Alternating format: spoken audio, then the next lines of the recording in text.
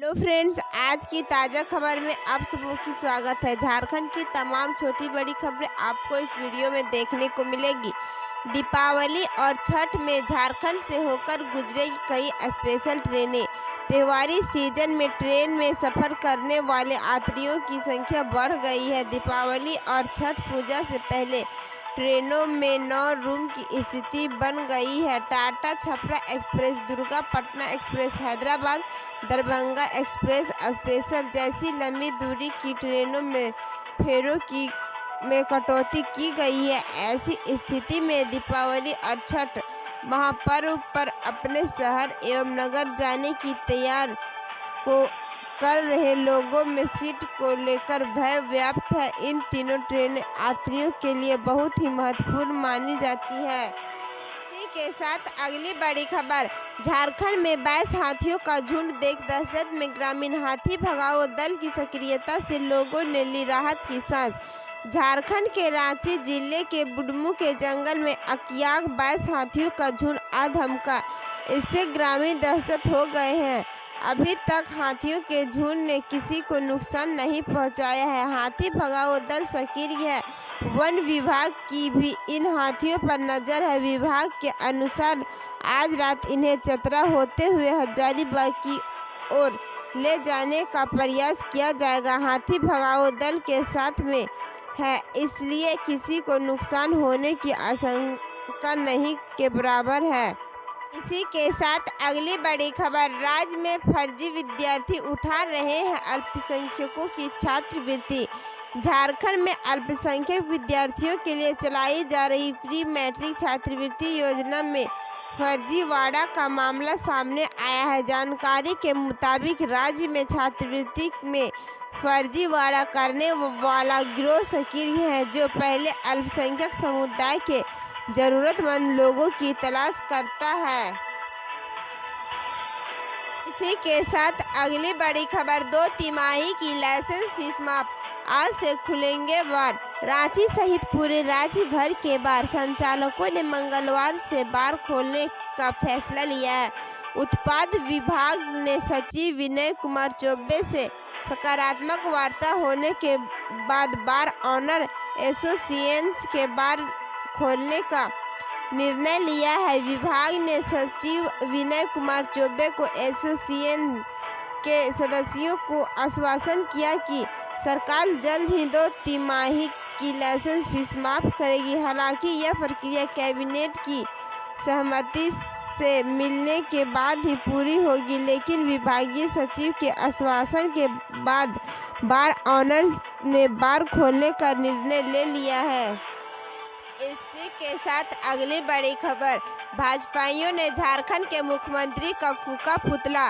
भाजपा की पलामू यूनिट ने पार्टी का प्रदेश अध्यक्ष दीपक प्रकाश के विरुद्ध झूठा मुकदमा दर्ज कराने का आरोप मढ़ते हुए इसके विरोध में झारखंड के मुख्यमंत्री हेमंत सोरेन का पुतला रविवार की शाम में मेदिनीनगर शहर में 6 मुहान पर फूका। भाजपा कार्यकर्ताओं ने गीता भवन से मार्च भी निकाला।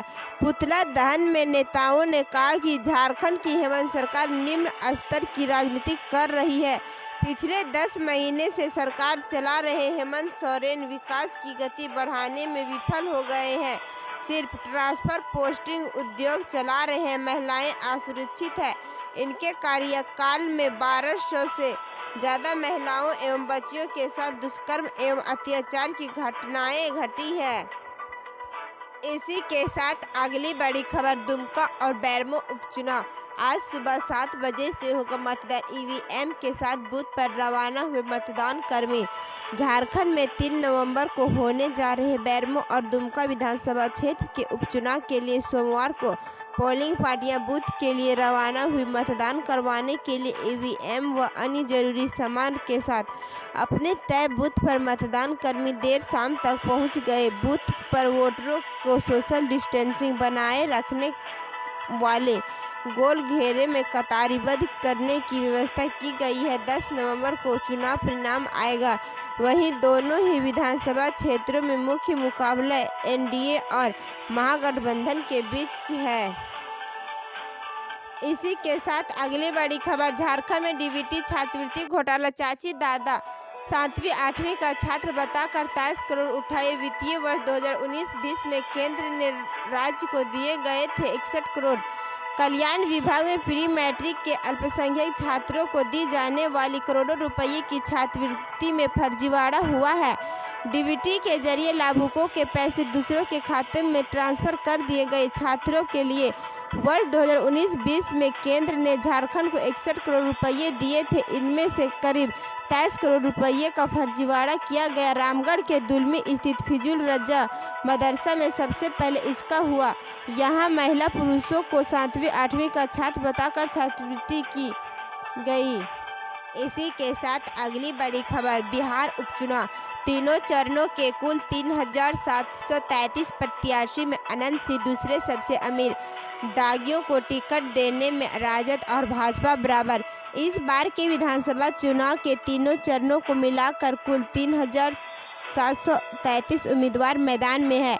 इनमें 11 उम्मीदवार ऐसे हैं जिन्होंने अपने एफिडेविट जमा नहीं की। इस कारण एडीआर ने 3,722 उम्मीदवारों की तरफ से जमा किए गए एफिडेविट को पूरी तरह से खंगाला। तीनों चरणों को मिलाकर कुल 25 प्रत्याशी उम्मीदवार अपराध के गंभीर मामले में दागी है। ऐसे उम्मीदवार की कुल संख्या 915 है। 2015 के चुनाव की तुलना में इस बार गंभीर अपराध वाले उम्मीदवार की संख्या 2% अधिक है। इसी के साथ अगली बड़ी खबर, हाईटेक होंगे झारखंड के कोर्ट। पुलिस को ईमेल से ही देनी होगी रिपोर्ट। झारखंड की अदालतों से ई समन और ई वारंट जारी किए जाएंगे। संबोधित थानों को ईमेल से ही वारंट और समन भेज दिए जाएंगे।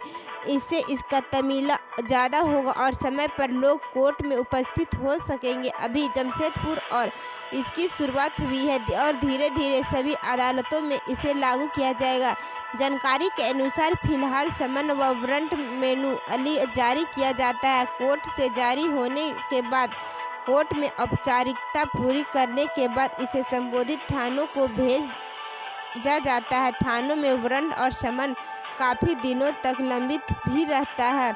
कई बार संबोधित व्यक्तियों को समय पर समन नहीं मिल पाता। जानकारी के अभाव में संबंधित व्यक्तियों समय पर कोर्ट नहीं पहुंच पाते और उसके खिलाफ वारंट जारी हो जाता है। अब इस समन और वारंट कोर्ट से सीधे संबोधित थाने को ईमेल के जरिए भेज दिया जाएगा। इसी के साथ अगली बड़ी खबर, आदिवासियों की आस्था का केंद्र है शक्ति गुंटा। मंडरा प्रखंड के मुड़मा गांव में लगने वाला 2 आदिवासी ऐतिहासिक मुड़मा जत्रा सोमवार को शांतिपूर्ण ढंग से संपन्न हो गया। इस दौरान विभिन्न गांवों में खोडहा अपने अपने प्रतीक चिन्ह, रंपा चंपा, हाथी घोड़ा, मगरमच्छ सहित परंपरागत वेशभूषा में ढोल नगाड़ों की थाप पर नाचते गाते जत्रा में प्रवेश किए।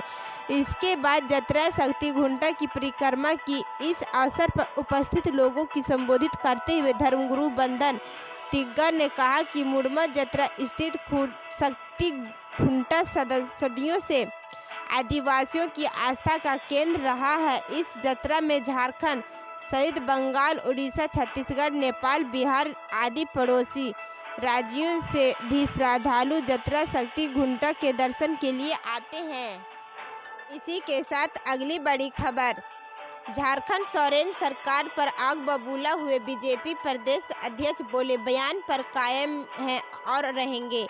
झारखंड बीजेपी के प्रदेश अध्यक्ष और राज्यसभा सांसद दीपक प्रकाश ने खुद कहा कि ऊपर देशद्रोह का मुकदमा दायर कराए जाने के बाद कहा कि वे अपने पुराने बयान पर अब भी कायम है। 3 महीने के अंदर झारखंड की मौजूदा सरकार जाएगी। उन्होंने कहा कि सोरेन सरकार अपने अंदर की अंदरूनी कलह और विद्रोह के कारण सत्ता से बाहर चली जाएगी। दीपक प्रकाश ने कहा कि राज्य सरकार अगर मुझे गिरफ्तार करना चाहे तो गिरफ्तार करे, हम तैयार हैं। इसी के साथ अगली बड़ी खबर, झारखंड के सबसे ऊंचे लौथ फॉल में पर्यटकों के लिए घूमना हुआ महंगा। वन एवं पर्यटन विभाग आमने सामने। लातेहार जिला अंतर्गत महुआटांड प्रखंड के पर्यटक स्थल लौथ फॉल जलप्रपात का दीदार करने वालों की जेब अब कटने वाली है। वन विभाग ने यहां आने वाले पर्यटकों को 3 नवंबर 2020 से वाहन पार्किंग शुल्क के अलावा रामनिकवादियों को निहारने का भी शुल्क वसूलने का निर्णय लिया है। इसी के साथ अगली बड़ी खबर, मरांडी के सियासी हमले पर जेएमएम ने किया पलटवार, सीएम पर हमले का दिया कुछ ऐसा जवाब। झारखंड में सियासत अलग ही परवान पर है। झारखंड में दुमका और बेरमो सीट पर उपचुनाव को लेकर बीजेपी और जेएमएम लगातार एक दूसरे पर हमलावर हैं। इस बीच बाबूलाल मरांडी के बयान पर जेएमएम महासचिव सुप्रीमो भट्टाचार्य ने निशाना साधते हुए पूछा, इससे कौन इनकार कर रहा है कि बीजेपी प्रत्याशी वहां की बेटी भी है और बहू भी है। कहते हैं वो व्यक्तिगत हमले नहीं करते हैं। आज सोरेन परिवार को छोड़कर भी एक बात नहीं कही। क्या बाबूलाल मरांडी भूल गए जब वो वहां से जीते थे तब वो भी स्थानीय नहीं थे। अपवाद स्वरूप आप कभी जीत गए तो उनको उपलब्धि बता रहे हैं।